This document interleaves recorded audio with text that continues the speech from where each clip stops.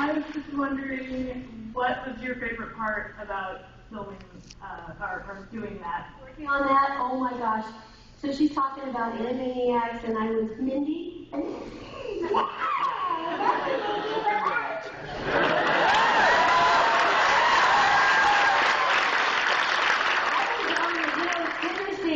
in Los Angeles, Rob Paulson and Jess Harnell, Tress McNeil, they all got together and they did oh gosh, it was an evening with the Animaniacs.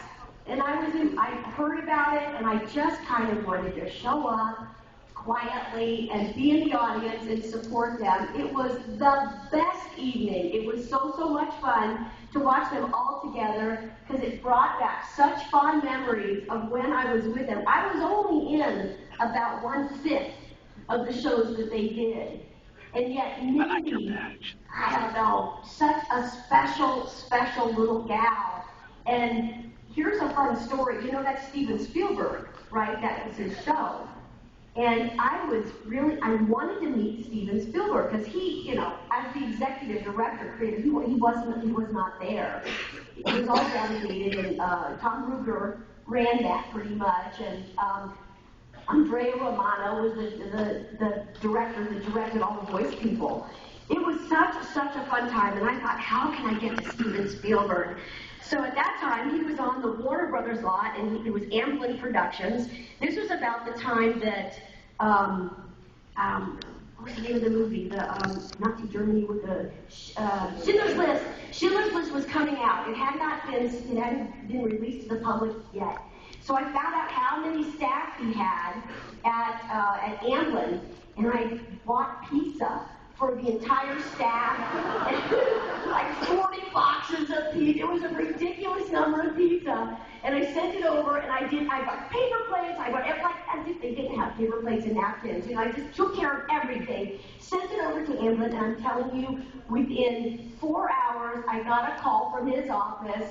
Steven wanted to meet with me, and he showed up and shook his hand, and then he sent me some cell with Mindy on it and an animated version of him, and he said something like, did you ever deliver pizza to the kids in your neighborhood? You know, love you, Mindy, love Steven. Really sweet. The guys at the top, by the way, for all you guys out there, another little tip to know, the executives that run these companies, or any company, the executives that run these companies are some of the nicest people on the planet.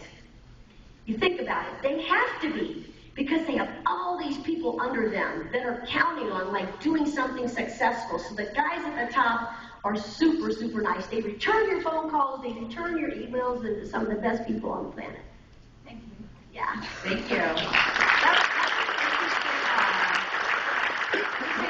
Because you're so well known for playing Bart, but like you also play, you know, Chucky from Rugrats and Mindy. So how do you find all these different characters' voices? You kind of touched on your process, like in general, but when you literally get a character breakdown, do you play around for a while, or? Yeah, it's a great question, because we all, as voice actors, we all have our own technique, if you want to call it that. Mine, you know, when I look at a character and I see the artwork for what a character looks like, I tend to focus on the jaw and the teeth, because, you know, the Simpsons, like, they don't really have much of a jaw. It's kind of funny that Bart was more of a personality type thing.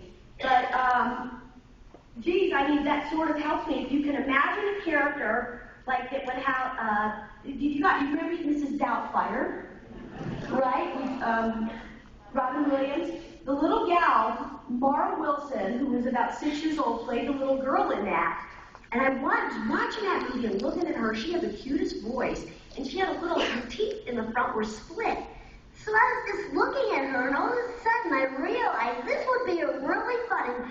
You could see how I'm really emphasizing how I do my mouth when I'm speaking like Mara. But I'm making her super intelligent. She's really smart because I'm exaggerating all of my gestures with my jaw.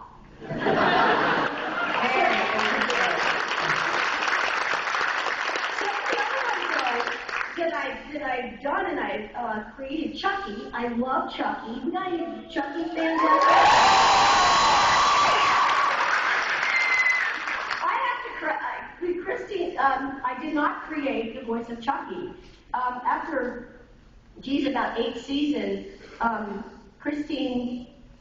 Cabana. What's her name? Cabana. Christine Cabana. Navana? Cabana. No, I'm totally, I just went blank. Chris Kavanaugh. Yes, she retired, and they needed to bring somebody else in to do the voice of Chucky. And it's like, oh my God, I remember when Kermit the Frog was, when Jimi Hendrix. Jim Henson?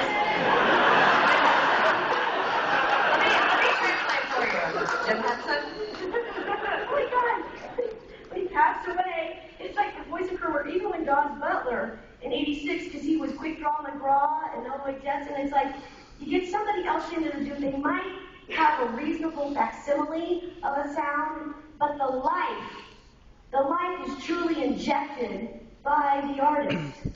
You know, nobody can do that.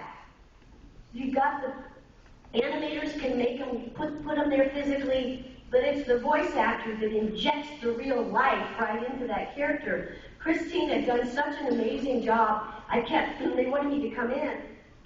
They knew that I could sort of duplicate a similar range as Chris. But I'm going like, man, I want to do some homework on this. So I got a bunch of tapes and started listening to her doing Chucky. And then I hired a director to guide me a little bit and worked with him for a couple of hours. So when I went in, I was really, really prepared. And I nailed the job, and I gotta tell you, that was one of the toughest jobs that I've ever done. Because to fill those boots, that takes a lot. And it was tough because they were already a family. All the women that played all those kids, we all played together. Yeah. And it was, that was a bit tough.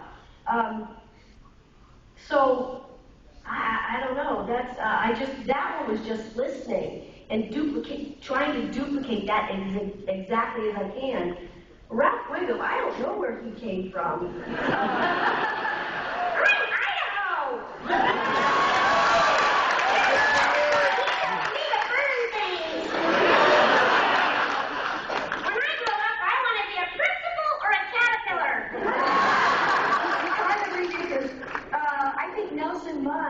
I think there was another gal that actually played him before I did. She ended up passing away. And again, it's sort of like, next thing I know, it's in Nelson Muntz, Nancy Cartwright.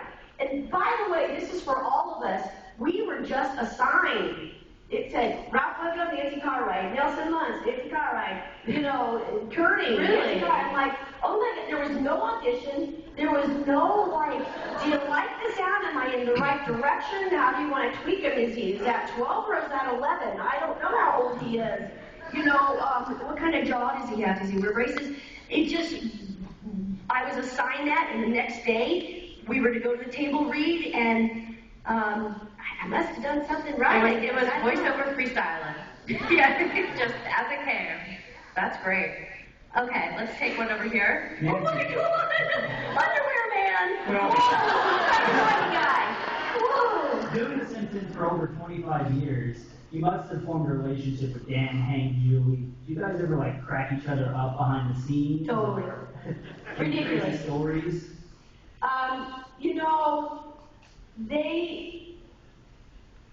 When we're together, it's sort of done like, if you can imagine what old-time radio must have been like, because we're all on a sound stage, we all have our own stand, we all have our own stools, we have, they put extenders on the music stands because we lay out our scripts, that scene, the entire scene is laid out across, a board that's about that wide. So you lay it, you overlap it so you just see the lines.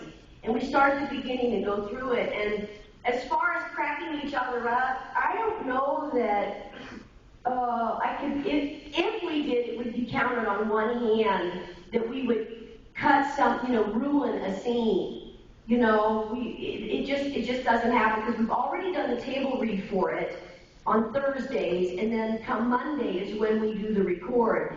I gotta tell you though, when Hank and Dan are going back and forth, say as Apu or and Homer or Krusty and whoever, it takes a lot of I just kind of sit back and enjoy the show.